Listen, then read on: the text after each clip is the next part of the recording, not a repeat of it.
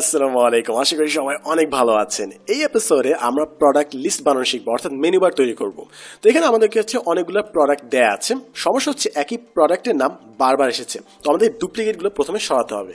তো ফার্স্টে আমরা মাউস দিয়ে সিলেক্ট করব, অথবা চাইলে আপনি প্রথম প্রোডাক্টে সিলেক্ট করতে পারেন এবং কন্ট্রোল শিফট চেপে ধরে কিবোর্ডের ডাউন অ্যারো প্রেস করেন। বুম, সবগুলো সিলেক্ট হয়ে গেল। এরপর কপি করার জন্য কন্ট্রোল সি প্রেস করি, অথবা রাইট ক্লিক করে কপি করতে পারেন। নতুন একটা শিটে যাই, নতুন একটা শিটে গিয়ে কন্ট্রোল ভি প্রেস করি, অথবা রাইট ক্লিক করে পেস্ট ভ্যালুস দিয়ে দেন, তাহলে আমাদের সবগুলো ভ্যালু এখানে চলে আসলো। এখন সবগুলো ভ্যালু ফার্স্টে সিলেক্ট করি, কলাম এটাই সিলেক্ট করে ফেললাম। এরপর ডেটা ট্যাবে যাই, ডেটা ট্যাবের আন্ডারে দেখবেন ডেটা রিমুভ করার একটা অপশন আছে, রিমুভ ডুপ্লিকেটস ক্লিক করি, তারপর ওকে সিলেক্ট করলেই broom, 986 duplicate values found and removed. মাত্র 12টা ইউনিক ভ্যালু আমাদের কাছে অবশিষ্ট রইল। ওকে দিই।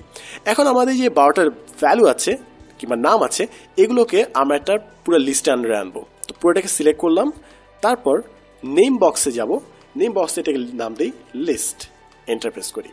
এখন আমরা যখন প্রোডাক্টগুলো সিলেক্ট করব, পুরোটা যখন সিলেক্ট করবো তখন দেখেন উপরে নেম বক্সে লিস্ট আছে, অর্থাৎ এক্সেল এটাকে একটা লিস্ট ডেটা হিসেবে গ্রহণ করেছে। এখন আমরা আগের শিটে ফেরত যাই, শিট 1। আমরা উপরে যাই, কন্ট্রোল আপ অ্যারো প্রেস করি, তাহলে উপরে চলে গেলাম। মডেল নিচে আমরা লিস্টটা তৈরি করব, অর্থাৎ মেনু বারটা তৈরি করব। মেনু বারটা তৈরি করার জন্য আমরা ডেটা ট্যাবে যাব, ডেটা ট্যাবের আন্ডারে ডেটা ভ্যালিডেশন আছে, ডেটা ভ্যালিডেশন ক্লিক করে ডেটা ভ্যালিডেশন আবার যাব। তারপর দেখবেন অ্যালাওয়ে আছে এনি ভ্যালু, এটা চেঞ্জ করে আমরা দিব হচ্ছে লিস্ট।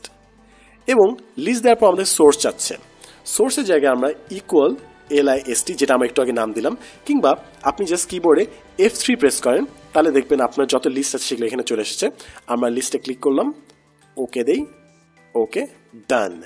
এখন দেখবেন বক্সের নিচে ডান পাশে একটা অ্যারো চলে এসেছে, আমরা টগল করলেই আমাদের সবগুলো নাম এখানে চলে আসছে। যেটা সিলেক্ট করব ওটাই বক্সে চলে আসবে। এভাবে আপনি আপনার মানুষের নাম লিস্ট করতে পারেন, প্রোডাক্ট লিস্ট করতে পারেন, কিংবা ডেট কিংবা যে কোনো কিছু সহজে লিস্ট করে রাখতে পারেন, যেগুলো পরে খুব সহজেই এক্সেল ডেটা অ্যানালিসিসের কাজে আমরা ব্যবহার করতে পারি।